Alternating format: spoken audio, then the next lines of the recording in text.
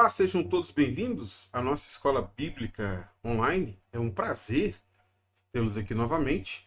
Chegamos à aula de número 11, os planos de Deus nos sonhos de José. Mas antes de iniciar, eu sempre digo aqui no começo da aula, é importante haver uma certa dedicação da sua parte em relação a este conteúdo, a todo esse esforço pedagógico de te auxiliar no seu estudo da palavra de Deus. Reserve aí um tempo na semana para ler o texto bíblico, reserve um tempo para ler a sua revista, assista essa aula e para te ajudar nessa aula, aqui embaixo tem 3 informações que são muito importantes. Se você estiver no celular, você aperta no mais que vai aparecer na descrição do vídeo, 3 informações muito valiosas. A primeira delas é o cronograma da aula, a maneira como essa aula está organizada. Além do cronograma da aula, há também uma aula-atividade que é para verificação do seu aprendizado. É muito importante, depois de assistir a aula, ir até a aula-atividade, tentar fazer a aula-atividade. Caso tenha ficado com dúvidas ou dificuldades, existe também um fórum onde você pode colocar ali os seus comentários ou deixar a sua pergunta. Também será muito bom poder interagir com você aqui no vídeo. Se você desejar fazer um comentário, eu terei um prazer enorme de poder interagir com você, tudo bem? Para começar, eu quero iniciar apresentando a vocês o cronograma dessa aula, a maneira como nós seguiremos pelo nosso estudo. Nós chegamos ao capítulo 37 do livro de Gênesis, e do capítulo 37 até o capítulo 50, o que nós vamos ter é a história de José. Para essa aula, eu dividi ela em 3 sessões. Na primeira sessão, eu quero apresentar a vocês um panorama da história de José, então mostrar como essa história segue aqui do capítulo 37 até o capítulo 50. Na segunda sessão dessa aula, eu quero fazer uma apresentação do cenário para toda a história de José, capítulo 37 do versículo 1 até o versículo 11. O que acontece do versículo 1 ao versículo 11 é a base que vai desenvolver toda a história de José e tudo que nós veremos a seguir. Então, aqui por isso que é a apresentação desse cenário, e na segunda sessão eu quero explicar para vocês esses versículos. Na terceira sessão, eu quero então fazer algumas aplicações sobre esse estudo e o que nós aprendemos aqui. Tudo bem? Vamos começar então com a primeira sessão. Nessa primeira sessão, eu quero apresentar para vocês aí um panorama da história de José.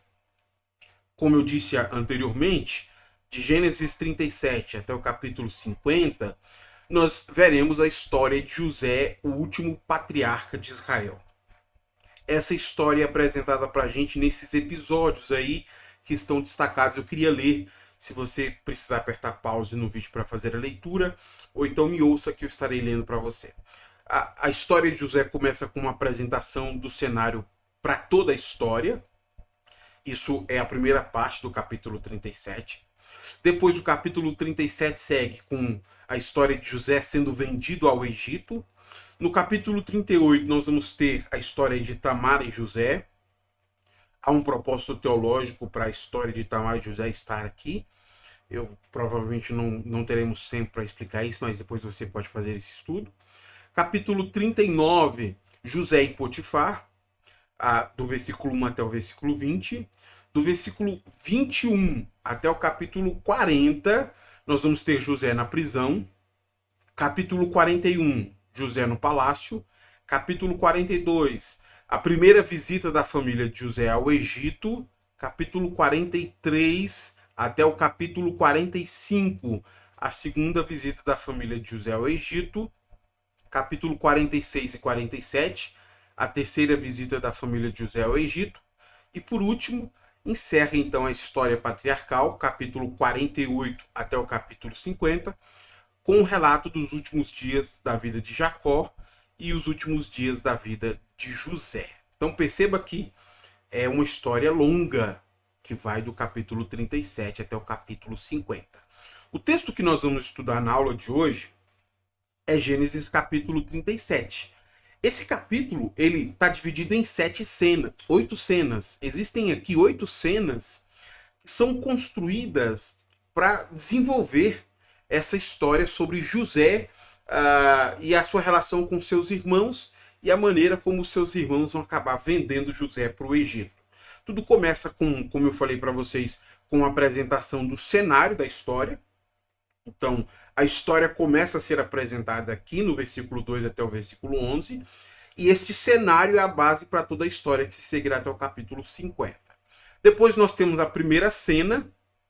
José é enviado para encontrar os seus irmãos. Na segunda cena, José em Siquém.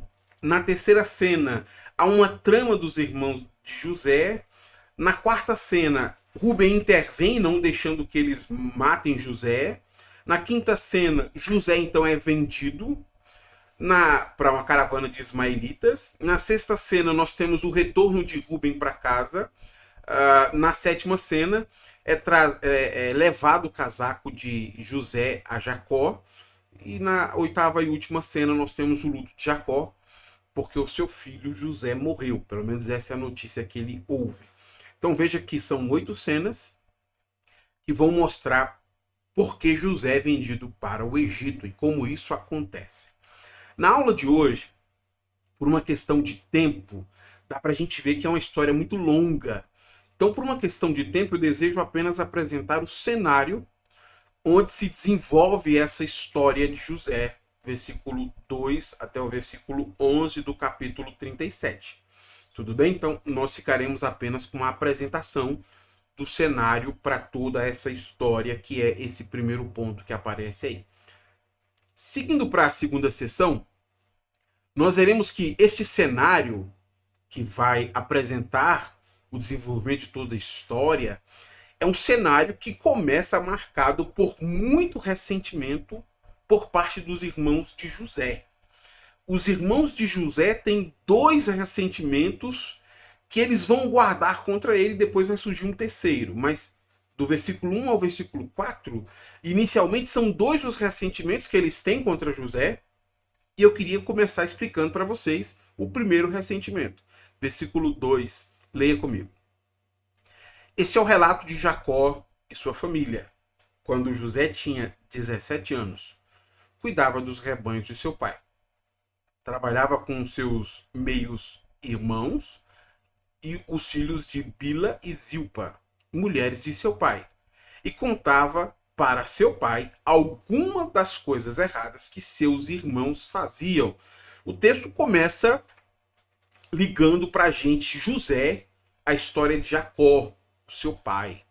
O autor de Gênesis faz isso para mostrar que as promessas que estavam sobre Abraão, sobre Isaac e sobre Jacó são promessas que também estão sobre José. Então nós veremos de maneira muito prática no desenvolvimento da história que se segue até o capítulo 50, que as promessas que foram feitas aos patriarcas, elas ressoam na vida de José. De forma bem prática nós veremos isso. Por exemplo, por meio de José, lá no final da história, nós veremos que muitas famílias da terra serão abençoadas no Egito e no entorno do Egito. Bom, depois de fazer essa conexão sobre como as promessas que estão sobre os patriarcas também estão sobre a vida de José, o texto passa a apresentar para a gente esse personagem principal aqui da história, o José. A gente sabe que ele tem 17 anos e a gente sabe também que ele trabalha com seus meio-irmãos, que são filhos de outras mães, mas filhos de Jacó. Então, José era filho de Raquel e esses outros irmãos eram filhos de Bila e Zilpa. Além de trabalhar, o texto diz também que José contava algumas coisas erradas sobre seus irmãos ao seu pai. E é importante observar isso, porque a palavra hebraica que é utilizada aqui para contar, ela pode ser traduzida como conto. E são 2 as ideias aí centrais, né, que a gente extrai do texto. Primeiro, indica que José estava apresentando talvez um relato falso. Então a palavra conto no sentido negativo significa que aquilo que José estava dizendo era falso. Ou então, em outro sentido, a palavra conto pode ser traduzida como se José estivesse apresentando um relatório distorcido sobre os seus irmãos. Nós não sabemos ao certo se José estava mentindo ou se ele estava exagerando naquilo que ele estava falando ao seu pai. Mas nós sabemos que a maneira como ele está representando os seus irmãos para o seu pai lhe garantiu como resposta o ódio dos seus irmãos. Para piorar essa situação, além de fazer ao seu pai contos sobre os seus irmãos, e a gente não sabe se ele estava mentindo ou distorcendo a realidade, piorando tudo isso, o versículo de número 3 vai dizer para a gente que Jacó tinha um amor diferente por José. Jacó amava mais José do que os seus outros filhos. E essa situação piora tudo. Versículo 3. Jacó amava José mais que a qualquer outro de seus filhos, pois José havia nascido quando Jacó era idoso. Por isso, certo dia, Jacó encomendou um presente especial para José, uma linda túnica. Você se lembra que na aula de número 9 eu expliquei para vocês que o conflito entre Esaú e Jacó arrasta a família inteira? De um lado você tem Isaac, que amava Esaú porque Esaú levava caça para eles. Do outro lado você tem a Rebeca, que ama Jacó porque ela amava Jacó. Então a família estava dividida. O Isaac amava Esaú e a Rebeca amava Jacó. O mesmo acontece aqui. Jacó também tem um filho favorito. E o motivo dele ter um filho favorito é explicado para a gente no texto. Além de ser o filho que ele teve na sua velhice, José também era o filho da sua esposa favorita, filho de Raquel. E por ser o seu filho favorito, Jacó lhe dá uma túnica especial. O que é uma túnica especial? Olha, há pelo menos duas possibilidades para o que é uma túnica especial. A Septuaginta, por exemplo, traduziu essa palavra como sendo uma túnica colorida. Por isso que quando você lê em algumas versões está uma túnica colorida, mas é uma tradução do texto original, tá bom? Não quer dizer que ela era colorida. Um segundo uso, ou o segundo significado dessa expressão, pensando na maneira como esta palavra é traduzida em outros lugares, indica que o que fazia essa túnica especial era o seu tamanho, era o seu comprimento, né? A ideia de uma túnica real, que pegava até os braços e a ponta dos pés. Então, uma túnica real, uma túnica especial. Seja lá qual for a aparência dessa túnica, se ela é especial porque ela é colorida ou por causa do seu tamanho, essa túnica marcava que José era o filho favorito de Jacó. Também servia como um lembrete para os seus irmãos disso. Esse nosso irmão tem uma túnica especial porque ele é o filho favorito do nosso pai. Se José era o filho amado e recebia um tratamento especial, a mesma coisa Jacó não fazia com os outros filhos. Isso então motiva o ódio dos seus irmãos. Veja comigo o versículo de número 4. Os irmãos de José, por sua vez, o odiavam, pois o pai deles o amava mais que a todos os outros filhos. Não eram capazes de lhe dizer uma única palavra amigável. O que vimos até aqui é os irmãos de José possuindo dois ressentimentos em relação a ele. O primeiro ressentimento tinha a ver com os contos que José contava ao seu pai, que acabavam denegrindo a imagem dos seus irmãos. O segundo motivo do ressentimento é porque Jacó amava mais a José e ele não tinha nenhum receio de expressar publicamente esse amor. Por esses dois motivos, os irmãos de José não conseguiam lhe dirigir uma única palavra amigável. Deixa eu te dar um exemplo. Se o José dissesse a eles bom dia, eles respondiam bom dia para você, para a gente não tem nada de bom. Se eles perguntavam uma coisa, eles retrucavam com ignorância. Esse é o ponto que o texto está tentando mostrar. Por causa desses ressentimentos, os irmãos de José não conseguem lhe dirigir uma única palavra amigável. Apesar de serem irmãos, eles estão nutrindo um ódio muito intenso por José. Porque eles não olhavam José com o mesmo afeto que o seu pai via. Todos estes problemas familiares causaram essas certas rivalidades. Existe aqui nesta família um distúrbio muito grande. A família de Jacó tem esse problema. Como resultado, você tem uma família que não tem paz. Uma família que daqui a pouco vai ser marcada por uma grande tragédia. E talvez é isso importante da gente observar nesse momento da história. Nesse mesmo ambiente de uma família em crise, em conflito, Deus decide colocar um grande plano em execução. Apesar de Jacó ter uma família com problemas, Deus tinha planos muito bem elaborados para aquelas pessoas. Para isso, Deus decide mostrar a eles o livramento futuro que o Senhor estará trazendo à família de Jacó. Agora observe que interessante, porque Deus decide fazer isso de uma maneira muito inusitada. Se nós, observando aqui as questões exegéticas, vimos que José falava ao seu pai contos sobre os seus irmãos, Deus decide utilizar exatamente isso. Deus decide mostrar o livramento por meio de José em um sonho. E esse será o problema. Os irmãos de José não respeitam ele. José é conhecido por contar mitos sobre os seus irmãos ao seu pai. Mas mesmo que José não tenha nenhuma credibilidade, nenhuma afeição por parte dos seus irmãos, Deus decide seguir por esse caminho. E a gente já fica, meu Deus, o que vai acontecer aqui? Será que vai dar certo? Será que Deus escolhendo isso é uma situação como essa? Será que o negócio tende a dar certo?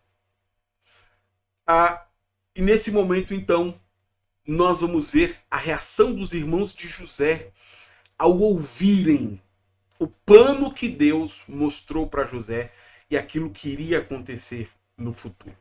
Versículo de número 5, 6 e 7. Certa noite, José teve um sonho. E quando contou a seus irmãos, eles o odiaram ainda mais. Ouçam este sonho que tive, disse ele. Estávamos no campo amarrando feixes de trigo. De repente, meu feixe se levantou e ficou em pé.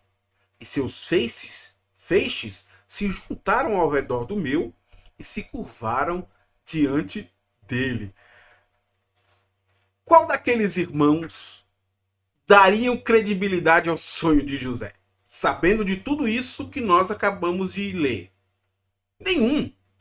Os motivos acabaram de ser apresentados para nós. Além de contar mitos sobre os seus irmãos, ele também era um filho favorito do seu pai. Por isso o texto faz questão de apresentar a terceira causa do ódio dos irmãos de José.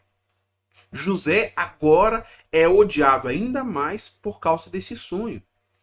Aqui é preciso lembrar aquilo que foi dito lá no versículo 4 que eu acabei de explicar. Os irmãos de José não conseguem lhe dizer palavras amigáveis. E depois desse sonho, as coisas só pioram. José chega todo empolgado. Pede para que os seus irmãos imaginem a cena. Veja comigo essa cena. Eu tive um sonho. Deixa eu contar para vocês. Todos nós estávamos no campo. Todos nós estávamos trabalhando, amarrando feixes. Quando de repente, o meu feixe se levantou e ficou em pé. Ao passo que o feixe de vocês se curvaram para o meu feixe. Qual foi a reação dos irmãos, hein? A reação dos irmãos foi uma só. Versículo de número 8. Seus irmãos responderam: Você imagina que será nosso rei? Pensa mesmo que nos governará? E o odiaram ainda mais por causa dos seus sonhos e da maneira como os contava. A gente percebe que para José era muito prazeroso utilizar a imaginação para contar os seus sonhos aos seus irmãos. Parece uma criança empolgada com o que viu. A impressão que temos é que ele fazia isso com muita empolgação. Mas apenas José gostava de contar esses sonhos. Cada vez que José contava esse sonho, ele despertava um ódio cada vez maior dos seus irmãos. Os irmãos de José diziam para ele: o que esse nosso irmão pensa que é? Na hora da gente colocar ele no seu devido lugar. Nitidamente, os irmãos não conseguem diferenciar os mitos que José contava das visões que Deus estava dando. Por isso que eles estão tão incrédulos. E até zombam dele dizendo: você pensa que vai governar sobre a gente? Deixa eu repetir isso. Esse é o cenário onde Deus decide colocar o seu plano em execução. Para qualquer pessoa que estivesse planejando fazer um grande plano, esse seria o cenário menos desejado. Porque aqui, com problemas familiares, com certeza, esses problemas familiares vão acabar sabotando os planos. E nós, lendo essa história, ficamos imaginando: nossa, esse cenário aqui vai acabar sabotando os planos de Deus. Provavelmente isso não vai dar certo. Mas então, o autor de Gênesis faz questão de deixar muito claro para nós que é por este caminho que o Senhor vai seguir com seus planos. Por mais que seja difícil da gente entender, é por aqui que o Senhor vai seguir. Apesar de haver toda essa animosidade na família de Jacó, Deus vai realizar por meio dessas pessoas o seu intento. E para deixar isso ainda mais claro, Deus dá um segundo sonho para José, que agora não será contado apenas aos seus irmãos, mas também será contado ao seu pai. Será que Jacó, diferente dos irmãos de José, vão acreditar no sonho? Vai acreditar no sonho? Porque afinal de contas, Jacó tem José como seu filho favorito. Vamos ver o segundo sonho e a reação de Jacó? Versículo 9 e 10. Pouco tempo depois, José teve outro sonho e, mais uma vez, contou aos seus irmãos. Ouçam, tive outro sonho, disse ele. O sol, a lua e 11 estrelas se curvavam diante de mim. Dessa vez, contou o sonho não apenas aos irmãos, mas também ao pai, que o repreendeu dizendo: que sonho é esse? Por acaso eu, sua mãe e seus irmãos viremos e nos curvaremos até o chão diante de você? O segundo sonho que José teve utiliza imagens astrais, né? Ele vê o sol, ele vê a lua, ele vê 11 estrelas. E essas imagens astrais representam a família de José. O sol representa o seu pai, a lua representa a sua mãe, as 11 estrelas representam seus irmãos, incluindo aquele que ainda não nasceu. Porque nós sabemos que até esse momento o Benjamim ainda não nasceu. Então 11 estrelas seriam os 11 irmãos de José. Nesse sonho, José diz que estes astros se curvam diante dele, como se ele fosse um governador sobre esses astros. E apesar de Jacó ter uma profunda afeição por José, Jacó sente que dessa vez José foi longe demais. Por isso Jacó repreende José e diz: que isso? Que sonho é esse? Por acaso eu, sua mãe e seus irmãos viremos a nos curvar até o chão diante de você? Apesar dessa repreensão, o texto vai terminar mostrando que a família ficou dividida.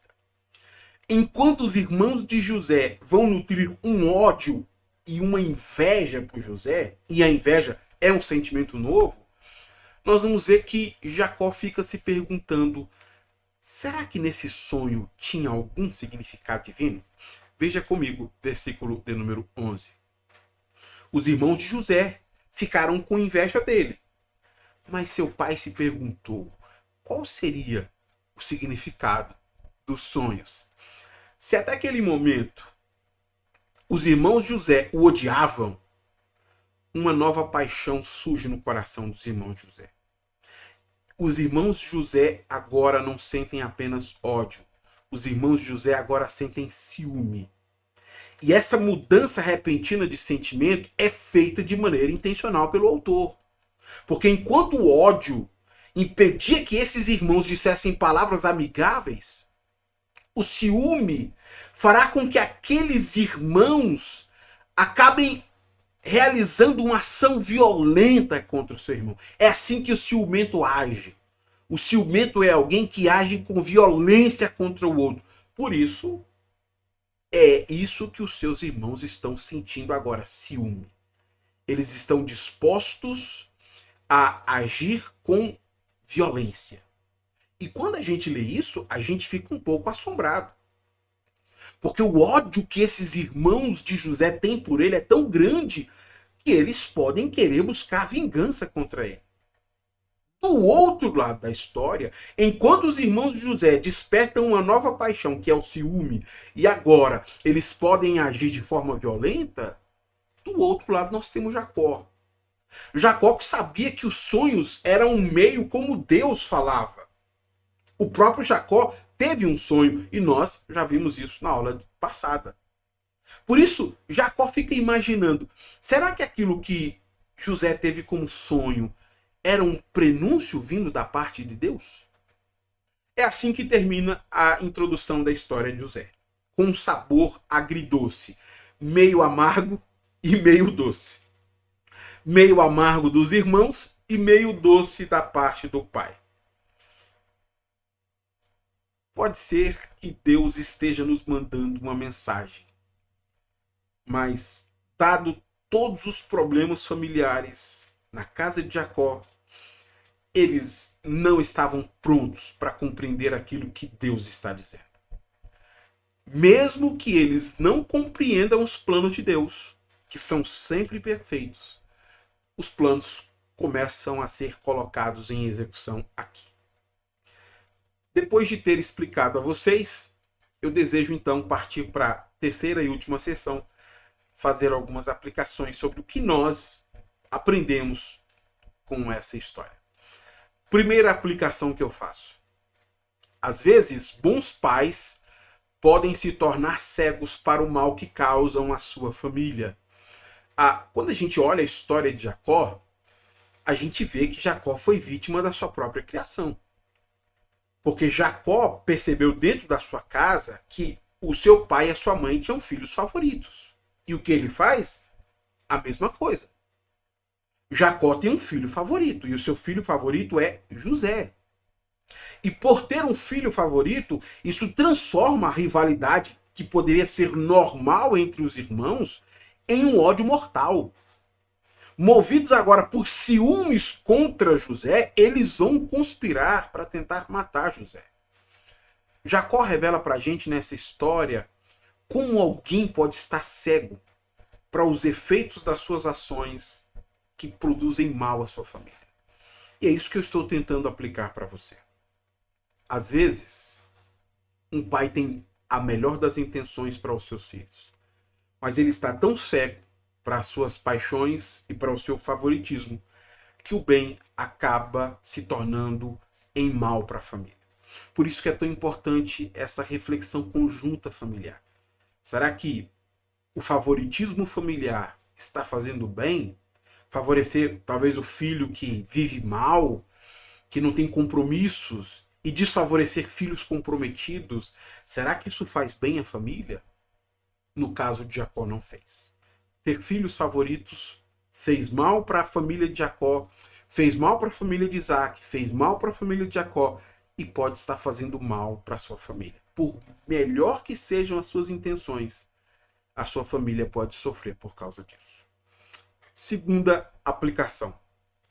Os planos de Deus são maiores do que os nossos problemas familiares. Isso é maravilhoso, porque nós estamos olhando uma história que mostra como Deus é perfeito.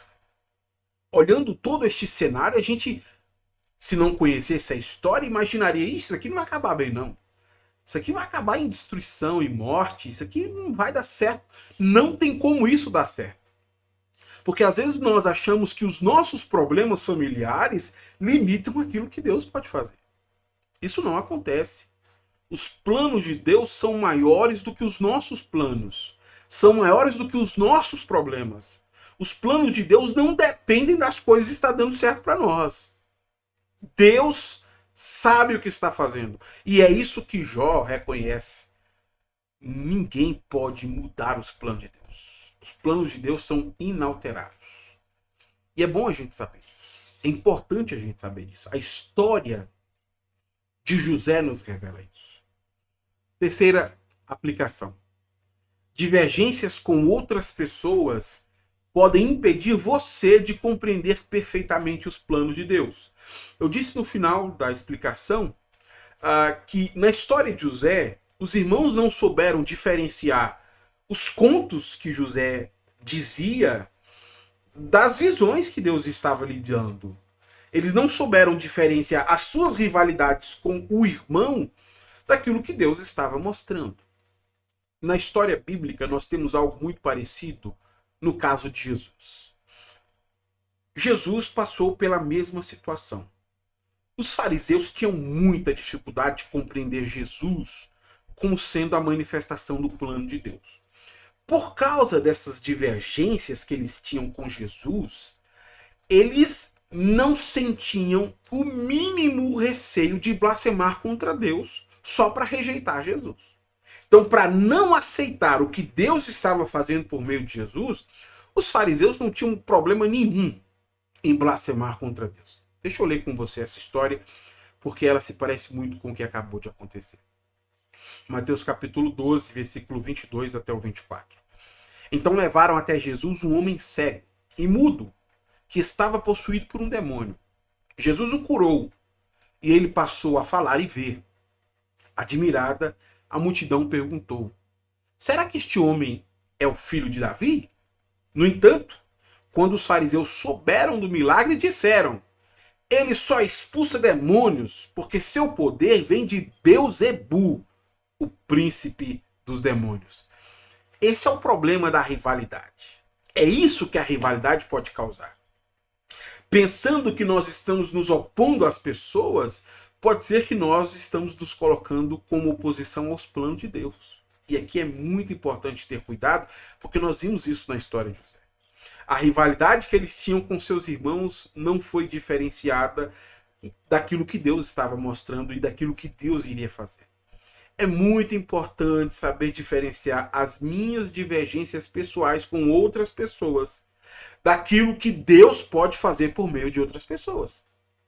Eu posso até ter alguns problemas com a pessoa pela maneira como ela acredita em certas doutrinas bíblicas, pela maneira como ela faz algumas coisas e vive e se relaciona com outros. Eu posso ter as minhas divergências. Mas eu não posso, de maneira nenhuma, achar que Deus está limitado porque eu não gosto de alguém. E o grande problema do ministério dos fariseus em relação a Jesus foi este. Eles não souberam diferenciar suas divergências teológicas de Jesus como sendo o plano de Deus. E eles estavam dispostos a blasfemar contra Deus por causa disso. Tome muito cuidado para que as suas divergências com alguém não acabe fazendo com que você blasfeme contra Deus porque você não gosta de uma pessoa. Quarta aplicação. Deus é o único que pode transformar más intenções em bons planos. Por trás das ações mais sombrias dos homens, sempre haverá uma providência secreta de Deus. O que os irmãos de José queriam era matá-lo. Rúben intervém e eles decidem vendê-lo. Mas por trás de uma ação sombria, há uma providência secreta de Deus, porque é um plano de Deus sendo executado. E é isso que José descobre no final da sua história, lá no capítulo 50. Olha como José descobre isso e revela isso para os seus irmãos. Versículo 19 e 20. José, porém, respondeu: não tenham medo de mim. Agora que ele é governador no Egito, né? Por acaso sou Deus para castigá-los? Vocês pretendiam me fazer o mal, mas Deus planejou tudo para o bem. Colocou-me neste cargo para que eu pudesse salvar a vida de muitos. Isso é maravilhoso. Porque Deus pode fazer isso. Deus transforma más intenções em bons planos. Deus usa pessoas mais perversas. E durante a história bíblica, o povo de Deus teve dificuldade de entender isso. Por exemplo, Abacuque. Abacuque se volta ao Senhor e diz: como é que o Senhor vai usar um povo mais perverso do que nós para cumprir os seus planos? Como é que o Senhor vai usar os cananeus para realizar os seus preceitos, a sua vontade? Nós temos dificuldade em entender isso, mas a história de José deixa isso muito claro para nós. Deus pode transformar más intenções na execução de bons planos, porque nada foge ao controle daquilo que Deus está fazendo durante a história. A história como um todo está sob o controle do Senhor. E nós precisamos confiar nisso, porque o Senhor pode transformar uma situação trágica em uma situação onde a providência de Deus se revela de maneira secreta. Ninguém esperava que Deus estivesse por trás de tudo isso, mas ele estava controlando todas as ações. Ele estava utilizando até gente perversa para cumprir os seus planos. Última aplicação. José pode facilmente ser identificado com qualquer um de nós. A história de José revela que Deus pode usar pessoas como eu e você. Em muitos sentidos, nós nos identificamos com José. Veja o que um comentarista escreveu sobre José.